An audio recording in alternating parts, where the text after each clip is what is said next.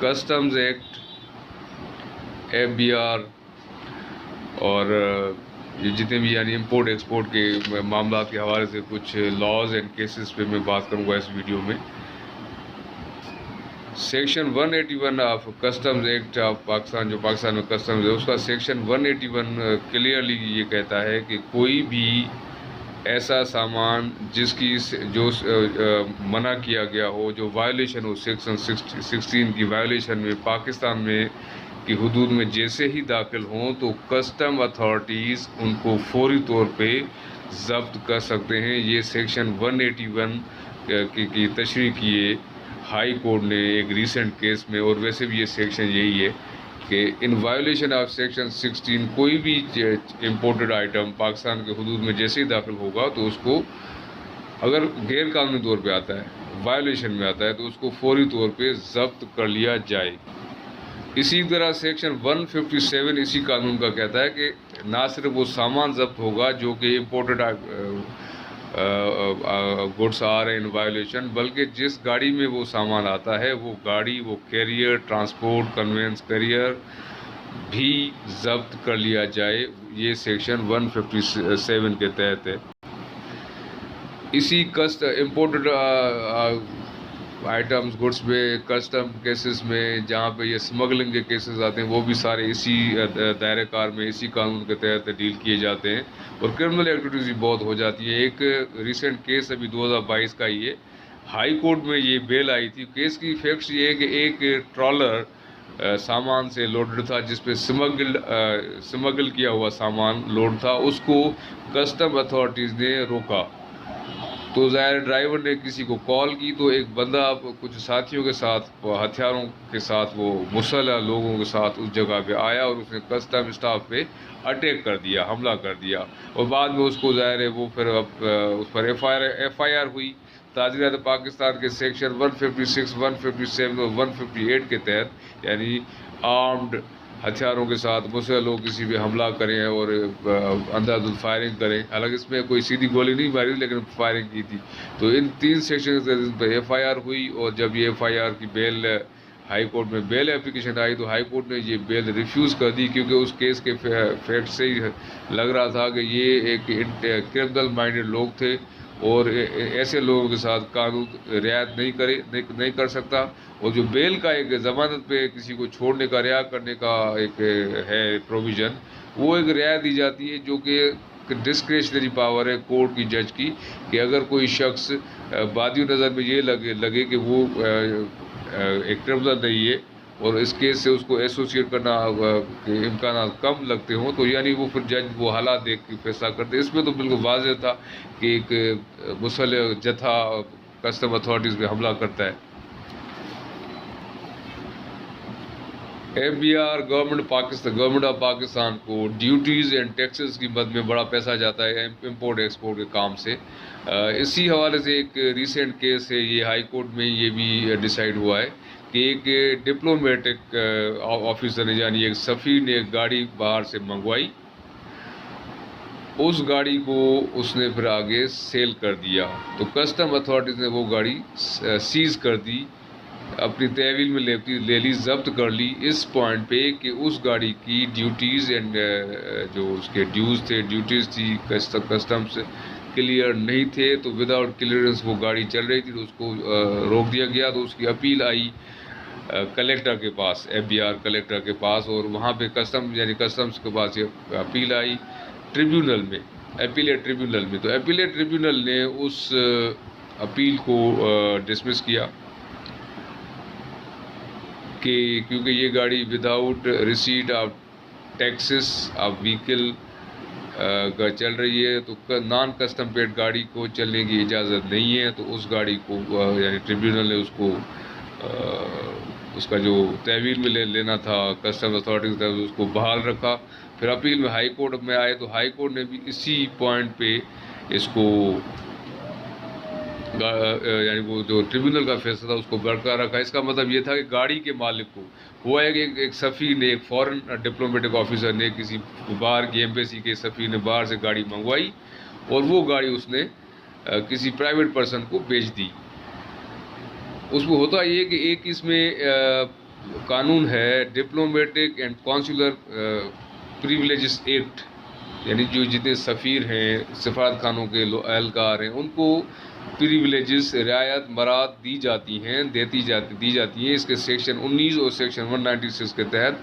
लेकिन क्योंकि इसमें सफ़ीर ने गाड़ी अपने पर्सनल यूज़ में नहीं रखी, उसे बाहर से मंगवाई बड़ी महंगी गाड़ी और एक प्राइवेट पर्सन को यहाँ पाकिस्तान में सेल आउट कर दी, तो उस पर ये लॉ फिर एप्लीकेबल नहीं है कि कैसी मराद, कैसी उसको टैक्स से छूट। एक प्राइवेट पर्सन है जिसके पास यानी या तो फॉरेन ऑफिस का क्लियरेंस होता कि ये गाड़ी क्लियर की जाती है, इस पर कोई कस्टम पे नहीं होगा, और ऐसे कैसे हो सकता है? सफ़ीर ने तो गाड़ी आगे यानी उसने कारोबार किया। हाँ, सफ़ीर अपने पर्सनल यूज़ के लिए अगर रखता तो ये फिर उस पर कानून, जो प्रिविलेज का कानून है डिप्लोमेट्स का, वो उस पर एप्लीकेबल होता और उसको टैक्स ना देना पड़ता। लेकिन जब सफ़ीर ने एक कारोबार किया ना, बाहर से गाड़ी मंगवाई करोड़ों रुपए की, एक प्राइवेट पर्सन को यहाँ पाकिस्तान में बेच दी, इससे बिजनेस, अब बिजनेस करेगा तो ज़ाहिर टैक्स तो उसको भरना पड़ेगा, कस्टम टैक्सेस उसको पे करने पड़ेंगे। इससे और केस का जो रिजल्ट निकला, कंक्लूजन वो ये था। पाकिस्तान में कोई शख्स बाहर से अगर कोई गाड़ी इंपोर्ट करता है या कोई भी चीज़ इंपोर्ट करता है, चाहे वो गाड़ी है, कोई इलेक्ट्रॉनिक अप्लायंसेस है, जनरेटर है, मशीनरी है, वॉट एवर दी प्रोडक्ट भी, तो इंपोर्ट में उसका टैक्स लगेगा, ड्यूटीज़ एंड टैक्सेस पे करने होते हैं कस्टम्स को। इसी के हवाले से एक शख्स ने बाहर से एक डीजल जनरेटर बहुत बड़े साइज़ का मंगवाया, उसको कस्टम अथॉरिटीज़ ने रिलीज़ कर दिया प्रोविजनली का मतलब कि फ़िलहाल आप इतना टैक्स पे कर दें, बाकी इसकी फ़ाइनल असेसमेंट करके आपको हम बताएंगे, तो वो फिर आप बाद में देना। तो यानी जब वो रिलीज़ हो गया, गुड्स जो इम्पोर्टेड आइटम्स थे वो रिलीज़ हो गए, और एज़ पर लॉ ये जो सेक्शन 81 है उसके तहत अथॉरिटीज़ को जो असेसमेंट करनी होती है फाइनलाइज, यानी provisional assessment are to be finalize within 6 months. 6 महीने गुजर गए, कस्टम अथॉरिटीज़ ने उसकी यानी फाइनलाइजेशन नहीं की, तो उस शख्स ने यानी अपने आप को क्लियर कराने को ट्रिब्यूनल पहुंचा और उसने कहा कि अब मुझ पर किसी किस्म का कोई टैक्स लागू नहीं होता। 6 माह का टाइम गुजर चुका है, 6 माह पहले मेरा जो इम्पोर्ट किया हुआ सामान था मिल चुका था, उस पर जो मुझे टैक्स कहा गया वो मैंने ड्यूटीज़ एंड टैक्सेस पे कर दिए कस्टम्स को, ये रसीदें हैं। अब मज़ीद मुझ पर किसी किस्म का कोई टैक्स लागू नहीं होता और ये कस्टम वाले मुझ पर नहीं कर सकते। ट्रिब्यूनल ने उसकी ये बात मानते हुए उसके हक में फैसला दे दिया। तो कस्टम ने ये होता ये कि जब एपीलेट ट्रिब्यूनल के पास एक तो होता है कलेक्टर का ऑफिस,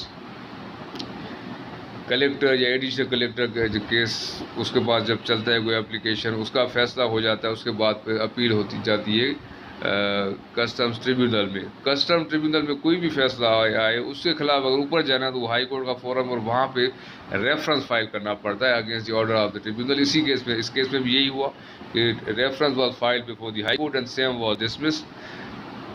एपीलेट ट्रिब्यूनल्स जो कस्टम्स एपीलेट ट्रिब्यूनल था उसका फैसला बरकरार रखा गया, और इस तरह से ये भी एक केस अपने अंजाम को पहुंचा। अब नेक्स्ट बात करते हैं क्लियरिंग एजेंट की। क्लियरिंग एजेंट वो का जो काम होता है वो यानी लाइसेंस्ड होते हैं, वो एक लाइसेंस्ड कंपनी होती है जिनका काम ये होता है कि इम्पोर्ट एंड एक्सपोर्ट करने वाले लोग जो कंपनीज हैं या बिजनेसेस हैं या इंडिविजुअल्स हैं, वो जब बाहर से कुछ इम्पोर्ट करते हैं तो उनकी इम्पोर्ट के जितने भी मामला हैं वो क्लियरिंग एजेंट प्रोफेशनली इंटाइटल्ड भी होता है, उनके पास नॉलेज भी होती है, उनके पास लोग भी होते हैं well informed about the laws of the customs and export of the goods item और टैक्सेस जो ABR के हैं वो सारे इनके एक्सपर्ट्स होते हैं। तो क्लियरिंग एजेंट का बेसिकली काम ये होता है कि इंपोर्ट किया हुआ सामान क्लियर करा के मालिक के हवाले या कंपनी के हवाले करे।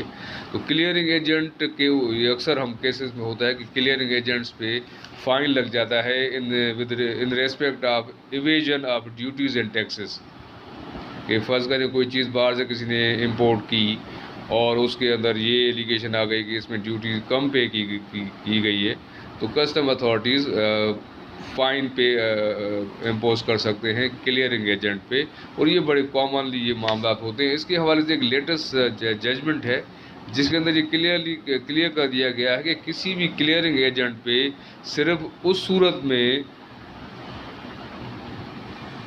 फ़ाइन इम्पोज की जाएगी जब ये साबित हो जाए कि जो इवेजन ऑफ टैक्स या टैक्स जो नहीं पे हुई है या गवर्नमेंट एक्सचेकर को कौमी खजाने को नुकसान हुआ है, वो क्लियरिंग एजेंट की नेग्लिजेंस, लापरवाही से या उसने जानबूझ के एक कनाइवेंस साजिश करके अंडर वैल्यूएशन की हो।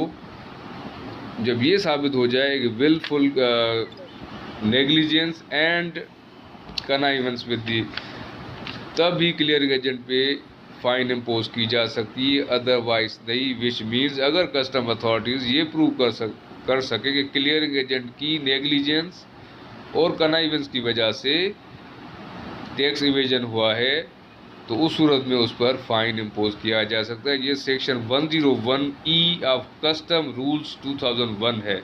ये एक और कानून है, लॉज है जो इस पर डील कर, जैसे पहले कस्टम्स एक्ट है, उसके बाद ये कस्टम रूल्स हैं 2001 के। तो इसका रूल 101 ये क्लियरली क्लियरिंग एजेंट के बारे में कहता है। और ये केसेस बहुत आते रहते हैं इस तरह के, कि जहाँ पे क्लियरिंग एजेंट्स पे या इम्पोर्टर्स पे फाइन लग जाती है कि आपने अंडर वैल्यूएशन किए। तो कस्टम अथॉरिटीज़ को ये देखना होता है जब भी फ़ाइन लगाएं तो उसमें ये उनको साबित करना पड़ता है। सिर्फ किसी को फ़ाइन लगा देने से फ़ाइन पेबल नहीं हो जाता, प्रूव भी करना पड़ता है। ज़ाहिर है किसी क्लियरिंग एजेंट पे फ़ाइन लगेगी, वो कोर्ट में लाजमी जाएगा अपना मैटर लेके, और कोर्ट में फिर एज़ पर द लॉज उनको अपना केस इस्टेब्लिश करना पड़ता है।